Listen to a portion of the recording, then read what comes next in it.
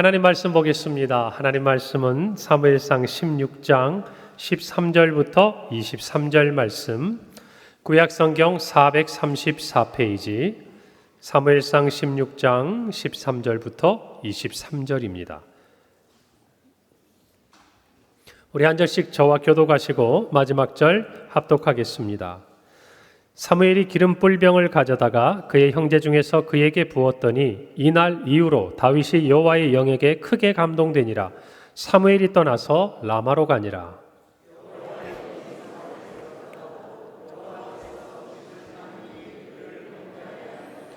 사울의 신하들이 그에게 이르되 보소서, 하나님께서 부리시는 악령이 왕을 번뇌하게 하온즉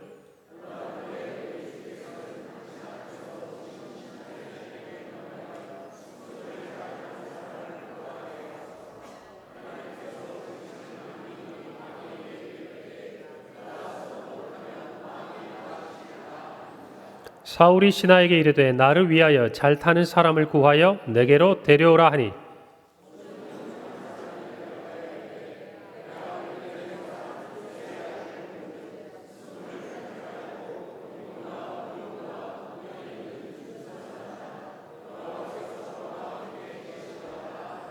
사울이 이에 전령들을 이새에게 보내어 이르되 양치는 내 아들 다윗을 내게로 보내라 하매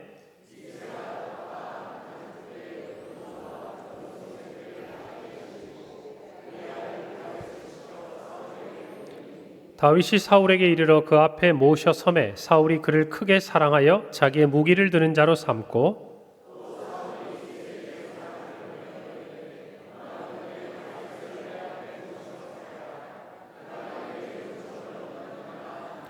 함께 읽습니다. 하나님께서 부리시는 악령이 사울에게 이를 때에 다윗이 수금을 들고 와서 손으로 탄즉 사울이 상쾌하여 낫고 악령이 그에게서 떠나더라. 아멘. 할렐루야. 한 주간 평안하셨어요? 네, 벌써 5월입니다. 5월 가정의 달. 녹음도 이제는 제법 짙어지는 것들을 저희들이 지나가면서 봅니다. 가정의 달을 여는 첫 번째 주일을 우리는 어린이 주일로 섬깁니다. 기다리세요. 다음에는 어버이 주일 계속됩니다. 자, 우리에게 아주 가정이라는 것은 너무나 소중한 곳이죠. 하나님께서 가정을 허락하시고 그 안에서 아름다운 믿음을 갖게 하시고 그 믿음이 전수되게 하시고 하나님의 일들이 또 뜻이 이루어지는 가장 기초적인 단위가 바로 가정입니다. 이 어린이 주일에 저와 여러분의 마음에 생각나는 것들이 있어요. 요즘 시대를 보면서 우리 아이들 어떻게 키워야 할 것인가? 세상에서도 키우기 어렵잖아요. 요즘 보면 의사 하나 만들려고 참 애씁니다.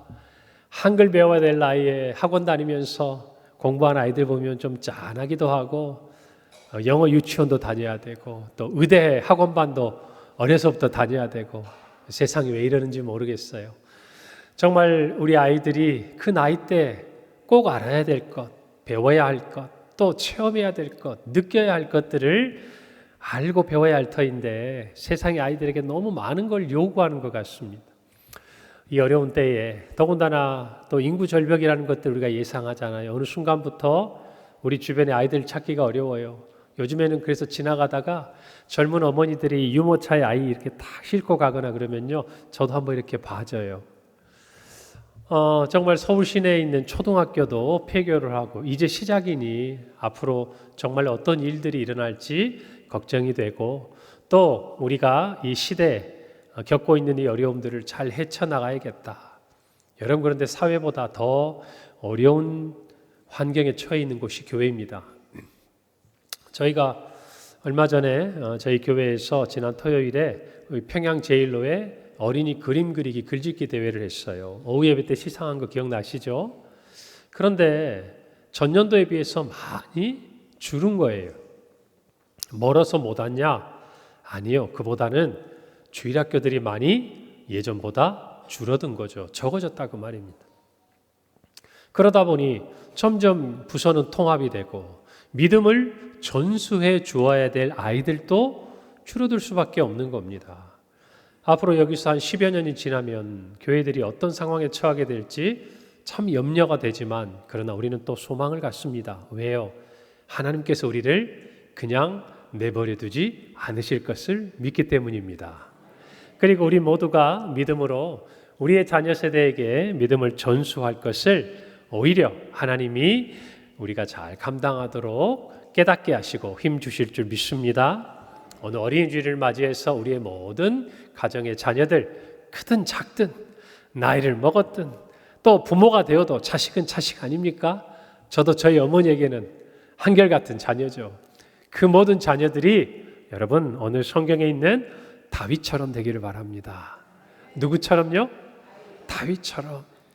여러분 우리가 이 다윗에 대해서 오늘 두 번째 시간을 함께 말씀으로 교제하고 묵상할 텐데 이 다윗의 삶 속에 정말 우리가 깨닫게 되는 것은요, 그 삶의 순간순간 곳곳에서 다윗을 통해서 우리는 하나님을 만날 수 있다는 거예요. 할렐루야. 우리의 자녀들의 삶도 우리의 자녀들의 삶에 또 저와 여러분의 삶의 그 순간순간마다 누구를 만날 수 있어야 한다? 하나님을 만날 수 있어야 한다. 여러분 우리가 자녀를 키울 때 세상이 요구하는 여러 스펙이 있습니다. 능력이 있어요. 자격이 있습니다. 물론 중요해요. 저는 그것이 의미 없다고 말하지 않습니다. 그러나 그보다 더 중요한 게 있다는 것을 우리는 알아야 돼요. 그건 바로 하나님이 인정하시는 거예요. 할렐루야. 세상이 인정하는 것 이전에 누가 인정하는 것? 하나님이 인정하시는 것. 하나님이 인정하시는 영적인 스펙이 갖춰져야 된다 그 말입니다. 그것이 갖춰지면 우리의 자녀들의 삶의 그 매 순간순간에서 우리는 하나님의 도우심을 발견해요. 하나님의 능력을 발견합니다. 하나님의 섭리를 깨닫게 돼요. 하나님의 역사하심을 보게 됩니다. 오늘 저와 여러분뿐만 아니라 우리 자녀들의 삶에 그와 같은 일들이 일어나기를 바랍니다. 요즘 우리 자녀들을 보면 세상에 스펙은 많아요. 그런데 하나님과의 관계가 부족한 자녀들이 많습니다. 여러분 그래서 안타까움이 와요. 기쁘지만 마냥 좋아할 수가 없는 거예요. 잘 키웠지만 마냥 기뻐할 수가 없는 거예요. 오롯이 부모가 기도해야 될 부분이에요. 여러분 우리 평강의 자녀들이 하나님과 많은 이야기가 있기를 바랍니다. 왜 우리 자녀가 복을 받나 했더니 그 속에 하나님이 주시는 은혜와 하나님의 사랑과 하나님의 도우심이 있다. 하나님과 이야기가 풍성한 자녀들로 키우기를 바랍니다. 하나님의 자녀들로 자라려면요, 하나님의 영, 성령의 사람이 되어야 합니다. 어떤 사람이 되어야 한다고요? 성령의 사람이 되어야 합니다. 그 안에 여호와의 영이 거하는 사람, 그의 안에 성령께서 인도하시고 성령이 함께 하시는 사람, 그 사람이 하나님이 기뻐하시는 자녀요, 하나님의 뜻을 이루어드리는 사람이라는 것입니다. 여러분 다윗이 그런 사람이었어요. 우리는 지난 시간 우리가 첫 번째 다윗의 중심이 하나님을 향해 있었다는 것을 묵상했던 그 설교를 한번 떠올려 보시기를 바랍니다. 선지자 사무엘이 이새의 집에 왔습니다. 그리고 다윗에게 기름 부어 그를 이스라엘의 왕으로 삼으라는 하나님의 명령대로 행했습니다. 그런데 이 일은 아직 가족 외에는요 어느 누구에게도 알려지지 않았어요. 아니 알려져서는 안 됐어요. 왜죠? 그 당시 이스라엘은 엄연한 왕이 있었습니다. 누가 있었습니까? 사울이 있었어요. 자, 왕이 있는데 사무엘이 가서 하나님께서 그를 왕으로 삼으셨다는 표징으로 기름을 부었습니다. 사울이 알면 어떤 일이 벌어질까요? 어떤 일이 벌어질까요? 아마 목숨을 부지하기가 어려울 겁니다. 다윗뿐만 아니라 이새와 모든 가족들, 그래서 사실은 동생이 자기의 막내가 왕이 된다는 것이 마냥 기쁘기만 하지 않았을 것 같던 형들도 이 일에 대해서는 침묵할 수밖에 없는 거예요. 왜요? 자기들이 살아야 하니까. 자, 그런데 이와 같은 환경, 왕이 되었지만 왕임을 드러낼 수 없는 이 과정에서 다윗의 삶은 역사의 무대에 등장해요.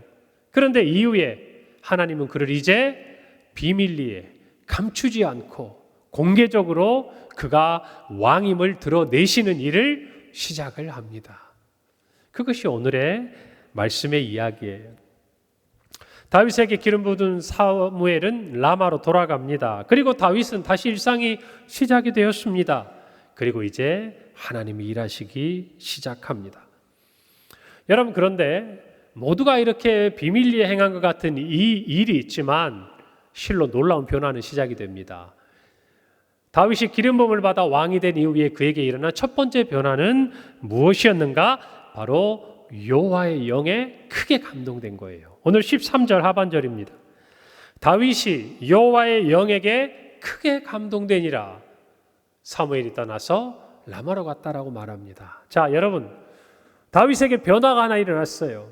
하나님이 그에게 기름을 부은 다음에 그의 삶에 주목할 만한 변화가 시작됐습니다. 하나님이 행하셨어요. 그 첫 번째가 뭡니까? 다윗에게 여호와의 영이 크게 임한 거예요. 오늘 우리로 말하면 성령의 충만한 체험이 다윗에게 시작된 거예요. 여기서부터 하나님의 다윗을 향한 이스라엘의 왕 프로젝트가 시작되는 거예요. 뭐부터 부어주셨다고요? 여호와의 영, 성령을 부어주셨다고 말해요. 그래서 다윗은 성령의 사람이 되었습니다. 왜 이게 중요한지 아세요? 여호와의 영이 다윗에게 부어지니까 모든 환경의 해석이 달라져요. 그리고 하나님이 그를 사용할 수 있는 가장 기본적인 조건이 다윗에게 마련이 된 거예요. 자, 여호와의 영을 부어주신 다음에 하나님이 무슨 일을 하는 줄 아세요? 오늘 성경에 보니까요, 가족의 품에서 떠나게 합니다. 그래서 어디로 가게 합니까? 사울의 왕궁으로 가게 해요. 하나님에게 버림받은 사울에게 악령이 찾아옵니다. 고통받아요. 그럴 때 옆에 있던 신하가 말합니다. 수금을 잘 타는 사람을 하나 찾아보세요. 아마 음악을 들으면 왕이 겪고 있는 그 고통이 치료가 될 겁니다. 여러분, 그래서 누가 추천을 받아요? 다윗이 추천을 받아요. 그리고 추천받은 다윗이 어디로 갑니까? 사울의 왕궁으로 가게 됩니다. 여러분, 한번 제가 질문 던져볼게요. 어느 날 갑자기 사울에게서 전령이 와가지고 다윗을 찾습니다. 아버지 이새의 마음이 어떨까요? 어떨까요? 뭔가 가슴이 철렁하지 않겠습니까? 이게 무슨 일이지? 그리고 자기 아들을 왕궁으로 보내라는 겁니다. 얼마나 불안하겠어요. 어쩌면 이새는 될 수 있으면 다윗이 사울의 곁에 눈에 띄지 않기를 원했겠죠. 하나님이 뭔가 이 모든 왕으로서의 일이 다 감당될 때까지, 어쩌면 예수님이 헤롯을 피해 애굽에 가 있었던 것처럼 다윗을 이새는 꼭꼭 감춰서 하나님이 사울을 왕에서 끌어내린 다음에 자기 아들을 왕으로 세워주기를 기대하지 않았을까요? 그런데 지금 기름을 붓자마자 무슨 일이 생긴 거예요? 느닷없이 사울이 자기 아들을 찾는 겁니다. 얼마나 불안했을까요? 보내면서 온갖 생각이 다 들었을 거예요. 위험한 곳이죠. 다윗뿐만 아니라 다윗의 가족에게 가장 위험한 곳이 어디예요? 사울의 왕궁이에요. 여러분, 그런데요, 아이러니하게도 그 왕궁에서 다윗은 사울의 사랑을 받고 은총을 입습니다. 여러분, 이거 놀랍지 않아요? 가족의 품이 가장 안전할 것 같고 가족의 품이 가장 따뜻할 것 같은데, 하나님은 다윗에게 여호와의 영을 부어주신 이후에 그를 가장 위험한 사울의 왕궁으로 보냅니다. 여러분, 그런데 그곳이요, 하나님의 품 안이었어요. 어디였다고요? 하나님의 품 안이었다고요. 그 사울의 왕궁에 있었던 게 아니라 다윗은 누구의 품 안에 있었던 거예요? 하나님의 품 안에 있었던 거예요. 그러니까 놀랍게도 사울이 다윗을 보자마자 사랑하는 마음이 생기는, 너무 마음에 드는 거예요. 은총을 베풀어요. 자기의 무기든 자로 삼아요. 무기든 자로 삼는다는 얘기는 자기가 전투에 나갈 때 무기를 들고 있는 가장 가까운 측근이에요.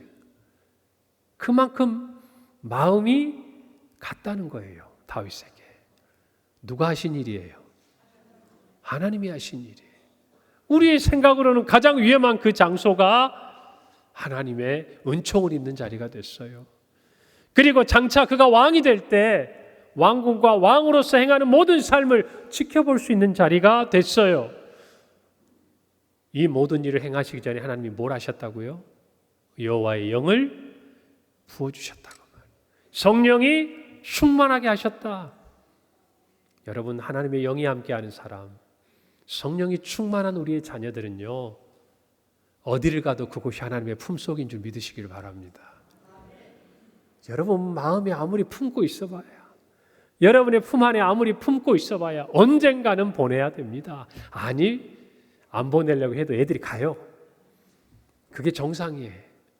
그때 우리가 아이들에게 줄 수 있는 게 뭘까요? 그 아이들에게 성령이 함께 하시도록, 여호와의 영이 함께 하시도록 그렇게 보내는 것이 우리가 자녀에게 줄 수 있는 가장 좋은 선물이라는 걸 아셔야 돼요. 할렐루야. 우리 자녀들을 하나님의 품에 두기를 바랍니다. 여러분 성경을 보세요. 여러분 요셉은요, 노예로 팔려갑니다. 자기 아버지의 품 안에서 상속자였어요. 형들의 미움을 받았지만 너무나 좋은 곳이었어요. 그런데 노예로 팔려가서 보디발의 집에서 노예가 됩니다. 종이 돼요. 그런데 모함을 뒤집어 쓰고 이제는 어디로 갑니까? 감옥에 갑니다. 그런데 놀라운 것은 가는 곳마다 하나님이 그와 함께 계심으로 그가 형통하게 하셨어요. 할렐루야. 보디발의 집도 감옥 깊은 곳도 요셉에게는 하나님의 품속이었어요. 하나님이 함께 하셨어요, 여러분. 모세를 생각해 볼까요? 이집트의 왕이, 이스라엘 자손이 너무 많이 번성하니까 산의 아이들은 태어나면 다 죽이라고 그랬습니다. 그러면 어디를 향해서 꽁꽁 숨어 있어야 돼요? 바로 그 왕이 살고 있는 궁전에서는 되도록 멀리 가야 하는 거 아니겠어요? 여러분, 그런데 모세가 커서 더 키울 수 없으니까 하나님이 모세를 어디로 보냅니까? 바로가 사는 왕궁에 보냅니다. 거기서 왕자의 교육을 받게 하고 자라게 해요. 어머니를 통해서 젖을 먹고 신앙의 교육을 받으면서 어디에서? 바로의 왕궁에서. 그곳은 더 이상 모세에게는 바로의 왕궁이 아니에요. 누구의 품속이에요? 하나님의 품 안이에요. 사랑하는 여러분, 자녀를 놓고 두려워하지 마세요. 자녀에게 하나님의 영이 함께하면 그것은 자녀에게 가장 좋은 하나님의 품이 됩니다. 저와 여러분도 마찬가지. 우리가 어떤 상황에 있든지 어떤 삶에 있든지 성령께서 우리 안에 함께 계시고 우리가 성령의 충만함을 입으면 그 자리는 우리를 위한 하나님의 품이 되는 줄 믿으시기를 바랍니다. 여러분, 이것이 하나님께서 다윗에게 하신 첫 번째 일이었습니다. 사랑하는 여러분, 그렇게 하나님은 다윗을 성령의 사람으로 빚어가셔요. 오늘 우리의 자녀들을 생각하면서 우리가 어떻게 성령의 사람으로 자녀를 양육할 것인가? 첫 번째는 예배입니다. 뭐라고요? 예배라고요. 다윗이 왜 성령의 사람인가? 하나님이 다윗을 어떻게 성령의 사람으로 빚어가시는가? 그 비결, 그 중심에는 예배가 있었어요. 성령의 사람은요, 그래서 참 예배자입니다. 여러분, 저와 여러분이 예배를 통해서 여호와의 영이 임하는 것을 체험해야 돼요. 성령의 체험을 해야 됩니다. 할렐루야. 여러분, 우리는 한 가지 생각해 볼 게 있어요. 다윗이 어떻게 사울의 왕궁에 들어가게 되죠? 도대체 다윗에 무슨 재능이 있길래, 뭐가 볼 것이 있어서 사울이 다윗을 찾습니까? 수금을 잘 타는 거예요. 수금을. 여러분, 수금이 어떻게 생긴 줄 아세요? 제가 한번 사진을 준비했으니까 봐보세요. 수금이 저렇게 생겼어요, 여러분. 어떻게 생겼어요? 소리통이 있습니다. 양쪽 기둥이 있고 그 기둥을 가로지르는 막대가 있어요. 그 아래편에 소리통과 그 막대 사이에 줄이 이렇게 있죠. 줄이. 이 줄을 튕겨서 소리를 내는 거예요. 마치 작긴 한데 하프 같은 느낌 들죠. 그렇지 않으세요? 우리 크로마 하프 아세요? 예전에 한때 교회마다 크로마 하프단이 다 있었는데 이렇게 품 안에 안고 막 하면서 연주하면서 찬양하시고 그랬어요. 아마 우리 중에 계셨을지도 몰라요. 여러분, 왜 수금일까? 저는 문득 이런 생각이 들었습니다. 여러분, 오늘 성경 18절에 보면요, 다윗은요 여러 가지 재능이 있었습니다. 어떤 재능이 있었냐면 오늘 18절 말씀 한번 볼까요? 소년 중 한 사람이 대답하여 이르되 내가 베들레헴 사람 이새의 아들을 본즉 수금을 탈 줄 알고 용기와 무용과 구변이 있는 준수한 자라. 여호와께서 함께 계신다 그랬어. 자, 수금을 탈 줄 아는데 그 외에 더 뭐가 있었어요? 여기 보니까 용기가 있었어요. 아주 담대해요. 리더십이 있었다고 말이에요. 그 다음에 무용이 있었다 이 말은 힘이 있었다고 말이에요. 전투할 수 있는 싸우는 능력이 탁월했다고 말이에요. 그리고 세 번째는 구변이 있었다. 말을 잘했답니다. 그리고 끝판왕이에요. 뭐예요? 얼굴이 잘생겼어요. 여러분, 왕으로서 제목을 따지고 보면 뭐 모든 게 다 구비된 거 아니에요? 여러분, 그런데 지금 하나님께서 왕으로 세웠어요. 그러면 그 왕으로 기름 부음 받은 이 다윗이 왕궁에 들어가려면 이런 멋진 재능을 가지고 가야 되는 거 아니에요? 타고났든지 갈고 닦았든지. 예를 들면 이런 거죠. 리더십이 좋아서, 또는 싸움을 잘했어, 또는 말을 너무 잘했어, 또는 뒤에 아우라가 광채가 있어서. 그런데 놀랍게도 그런 게 아니었어요. 하나님이 다윗을 사울의 왕궁으로 들여보내는 그 과정 가운데 사용하셨던 다윗의 재능이 뭐냐? 수금을 탈 줄 아는 거예요. 여러분, 왕이 수금 좀 못하면 어떻습니까? 그러면 왕으로 되는 거하고 수금 타는 거하고 무슨 상관이 있어요? 그 수많은 재능 중에 가장 어쩌면 지나치기 쉽고 눈에 드러나지 않을 수 있는 게 뭐예요? 수금이에요. 그런데 그 수금 타는 것 때문에 지금 다윗이 누구에게 가요? 사울에게 가요. 어디로 가요? 왕궁으로 가는 거예요. 왜 하나님은 다윗의 수금을 타는 이 재능을 통해서 다윗의 걸음을 인도하고 계실까? 궁금하지 않으십니까? 저만 궁금합니까? 저는 쓸데없는 그런 궁금증이 나요. 성경을 보면. 여러분, 수금은요, 고대 이스라엘 민족뿐만 아니라 그 주변에서 노래할 때 사용하는 거죠. 근데 특별히 이스라엘 백성들은 하나님을 예배할 때, 찬양할 때 사용했던 대표적인 악기가 두 개 있었어요. 하나는 나팔, 그리고 우리가 아는 비파와 수금, 현악기들. 여러분, 우리가 아는 대로 하나님을 예배할 때 사용했던 게 뭐다? 이 수금이라는. 하나님을 찬양할 때 사용했던 게 뭐다? 이 수금이었다는 겁니다. 여러분, 그런데 오늘 성경에 보니까 다윗이 이 수금을 잘 탔대요. 잘 탔대요. 뭘 의미합니까? 다윗이 일상 속에 늘 이 수금을 품에 안고 뭐 했다? 노래했다. 단순한 노래가 아니었어요. 누구에게 드리는 노래? 하나님께 드리는 노래. 찬양을 했다, 그 말입니다. 그러다 보니 그것이 하루가 되고 한 달이 되고 1년이 되고 10년이 되고 나니까 다른 사람들의 눈에도 띄는 수금을 잘 타는 사람이 되었던 겁니다. 여러분, 하나님은요, 하나님을 찬양했던 다윗이 사용한 그 수금을 통해, 그 찬양을 통해 다윗을 인도해 가고 계시는 거예요. 그 길을 열어주고 계신 거예요. 이걸 알아야 돼.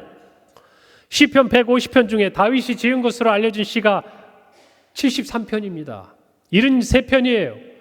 그런데 작자 미상으로 알려진 시 중에서도 최소한 몇 편이 더 다윗이 썼을 것으로 성경학자들은 추정합니다. 그런데 다윗이 쓴 시편 그 중에 108편에는 이런 기록이 있습니다. 1절부터 2절이에요.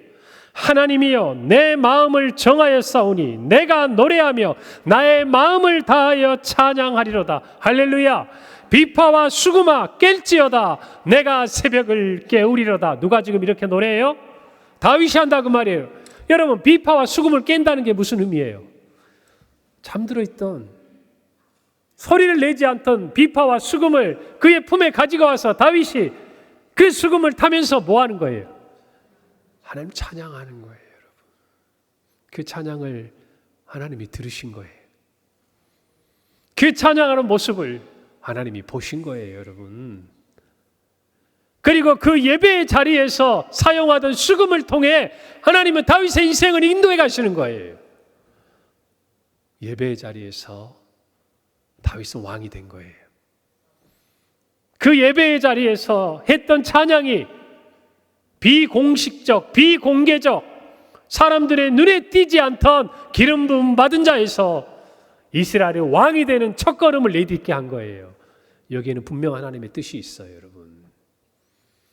여러분, 그래서 하나님의 자녀들, 저와 여러분 모두는 예배에 성공한 자가 돼야 돼요. 할렐루야. 이 비밀을 알아야 됩니다. 하나님은 예전이나 지금이나 그 중심으로 하나님을 예배하는 자를 찾아요. 다윗이 뭐라고 얘기합니까? 시편에 하나님이여 내 마음을 정했사오니 내가 노래하고 내 마음을 다하여 찬양합니다. 우리 지난 다윗 시리즈 첫 번째 설교처럼 그것이 다윗의 중심이었어요. 마음을 다해서 그 중심이 하나님을 찬양했던 거예요. 그때는 하나님께 감사해서 드리는 찬양, 하나님이 좋아서 드리는 찬양이었는데 그 찬양을 하나님께 더 드리기 위해서 연주했던 수금이 다윗의 인생을 이끌어가고 있는 거예요. 길을 만들어내고 있는 거예요. 저와 여러분이 예배의 자리에서 있는 그 모습이 우리의 인생을 열어가는 거예요. 할렐루야. 저와 여러분의 자녀들이 하나님 앞에 예배하던 그 자리에서 하나님 앞에 무릎 꿇고 기도하고 찬양했던 그 모습에서 우리의 자녀들의 인생의 시온의 대로가 열리는 줄 믿으시길 바랍니다. 여러분, 그래서 우리의 자녀들을 참 예배자로 키워내야 돼요. 그 이전에 저와 여러분이 참 예배자가 되어야 하는 줄 믿습니다. 여러분, 수가성 우물가에서 한 여인을 만났습니다. 예배에 대해서 물었을 때 예수님이 이렇게 말씀하셨어요. 요한복음 4장 23절. 아버지께 참되게 예배하는 자들은 영과 진리로 예배할 때가 오나니 곧 이때라. 아버지께서는 자기에게 이렇게 예배하는 자들을 뭐 하신다고요? 찾으신다 그랬어요. 지금도 찾고 계세요. 오늘 저와 여러분이 예배를 드리고 있지만 어쩌면 하나님은 이 자리에서도 찾고 계세요. 누가 영과 진리로 예배하는가? 영과 진리로 예배하는 자에게 드러나는 게 있어요. 보이는 게 있다고 말해요. 영과 진리로 예배하는 자에게 하나님의 기름 부음이 있어요. 여호와 영이 함께하는 증거가 나타나요. 성령의 충만함이 느껴져요. 왜요? 그에게 하나님이 부어주시기 때문에 그래요. 사랑하는 여러분, 예배를 회복해야 합니다. 여러분의 예배를 돌아보세요. 여러분이 이 예배를 드리는 이 순간을 하나님이 보시고 여러분의 인생의 길을 여신다면 어떻게 예배하실 겁니까?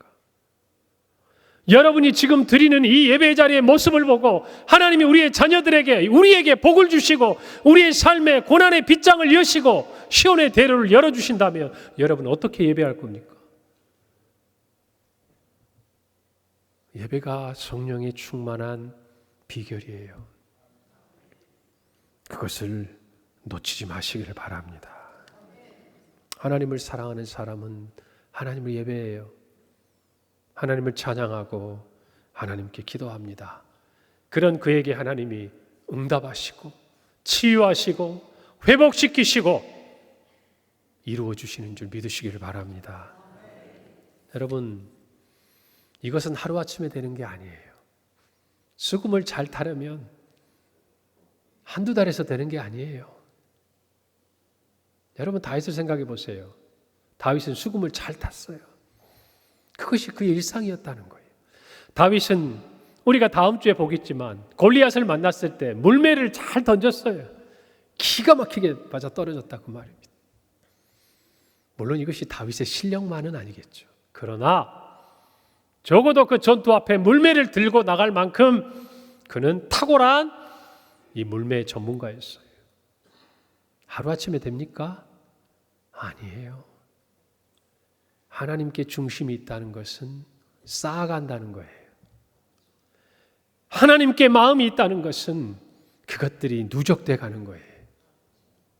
하루하루 1년 2년 10년 20년 그것이 우리의 삶에 하나님의 축복의 통로가 되는 줄 믿으시길 바랍니다. 여러분, 제가 대학부 시절에는 참 좋았던 게 학교를 가고 집을 가는 그 길가에 교회가 있었어요. 좀 크고 나니까 그냥 집에 있다가도 교회를 가서 저희가 있던 대학부실에 가서 이렇게 찬양을 할 수 있는 기회가 많았어요. 그때는 교회 가면요, 기타가 여러 대가 있었어요. 뭐 요즘처럼 다양한 악기는 없는데 뭐 드럼 이런 건 없었어요. 그런데 기타는 많이 있었어요. 그 중에 하나를 들고, 그리고 저희가 펴낸 에클레시아라는 찬양집을 펴고 혼자 찬양하는데 저는 너무 좋았어요. 여러분, 아무도 없는 약간 지하 공간이었거든요. 대학부실은. 찬양을 하면요, 소리가 막 울려요. 여러분, 그러면 제가 부르는 찬양의 목소리인데 너무 좋은 거예요. 하나님이 함께 계시는 것 같고, 한 30분 찬양하면 저도 모르게 기타를 놔요. 기도를 해요. 이것저것 이야기를 해요. 그렇게 한 시간이 지나고 조금 더 시간이 지나면 와요. 그게 한 해가 되고 또 한 해가 쌓이고, 그래서 목사가 되는 거예요. 믿어야 돼요. 제가 아는 목사님, 제가 섬겼던 목사님인데, 그 목사님은요, 찬양의 은사가 대단해요. 노래, 찬양, 굳이 잘하는지 모르겠어요. 워낙 요즘 잘하는 사람이 많았어요. 근데 그분과 찬양을 하면요, 정말 찬양의 제사가 드려져요. 여러분, 진짜 성령이 함께하는 사람은요, 저는 이걸 느껴요. 그분이 찬양할 때 같이 찬양하면요, 내 찬양의 문이 열려요. 그분이 기도할 때 같이 기도하면 내 기도의 영이 깨요. 내가 눌리는 게 아니에요. 잘 아셔야 돼요.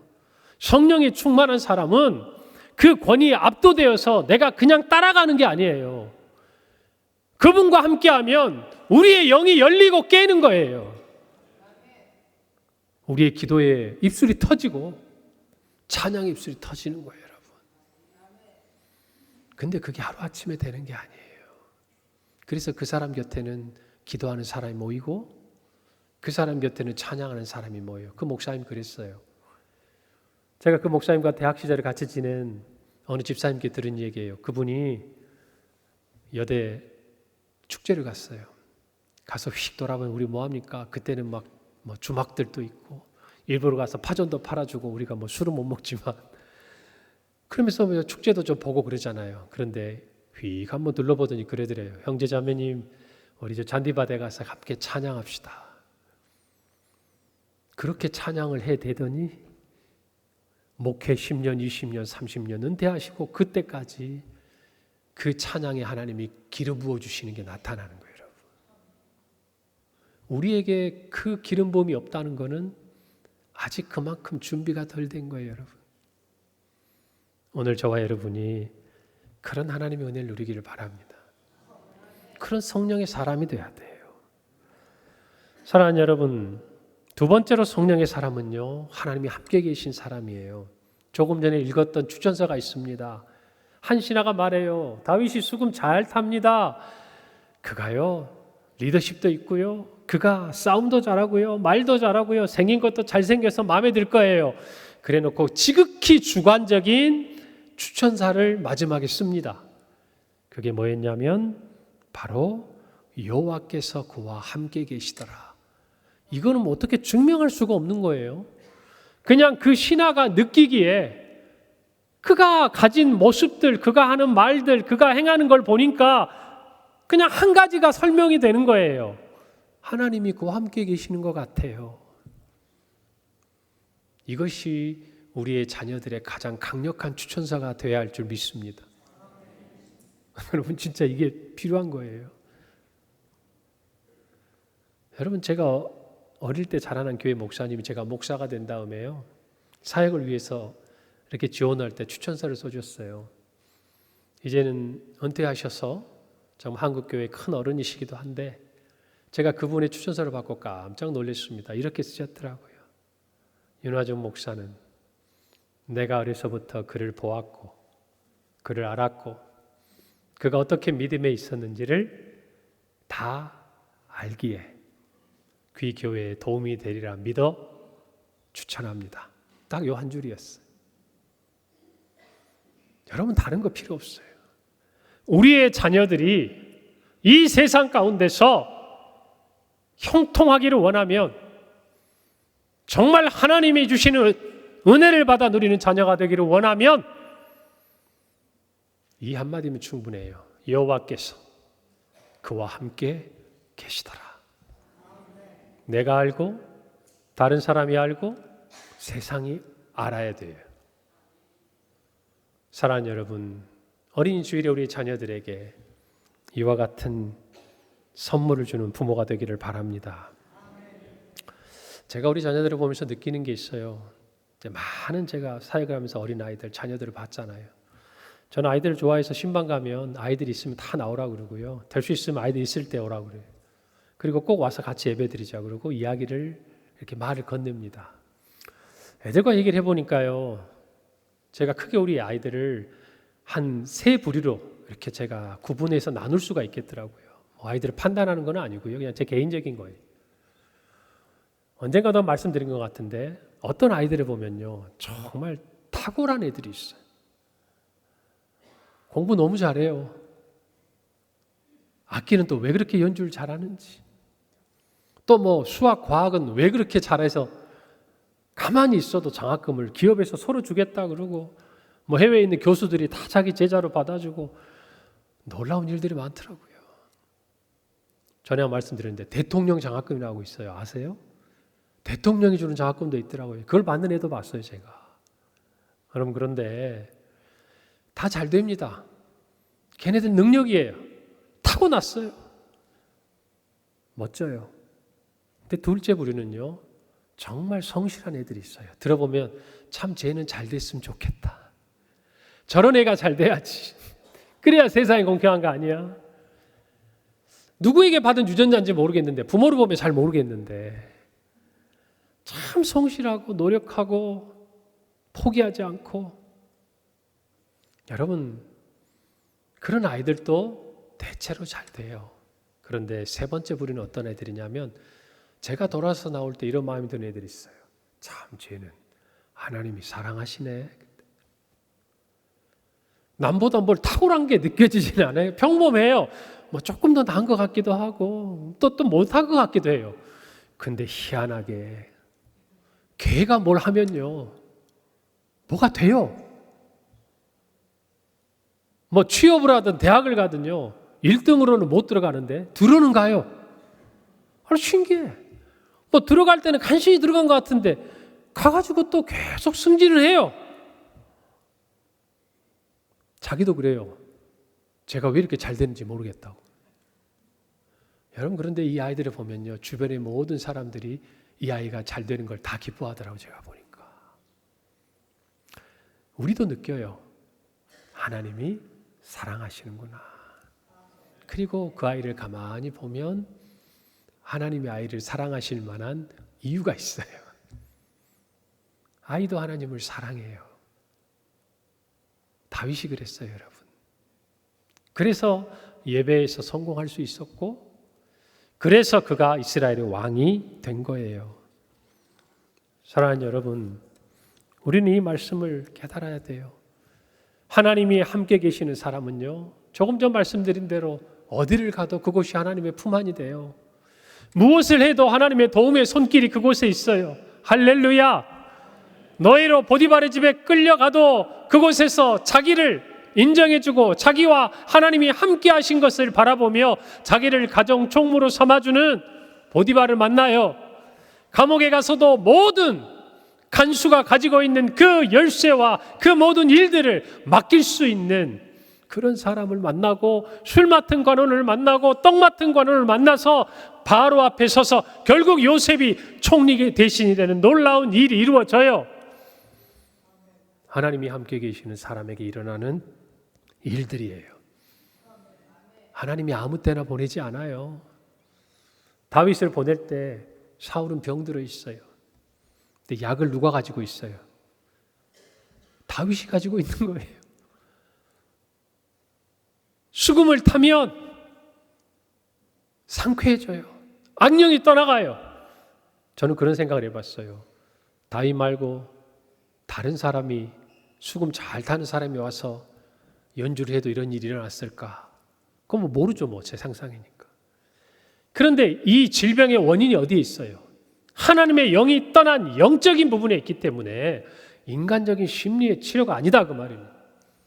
하나님은 사울이 가장 약할 때 다윗이 그를 치료하게 하셨어요. 이걸 다윗과 사울만 봤을까요? 아니에요. 그곳에 있던 수많은 신하들이 보고 소문이 났을 거예요. 다윗은 잘 몰랐지만 하나님은 그렇게 사람들의 마음속에 다윗을 각인시키고 있는 거예요. 여러분, 그게 하나님이 함께 하시는 사람을 위해 하나님이 하시는 일이에요.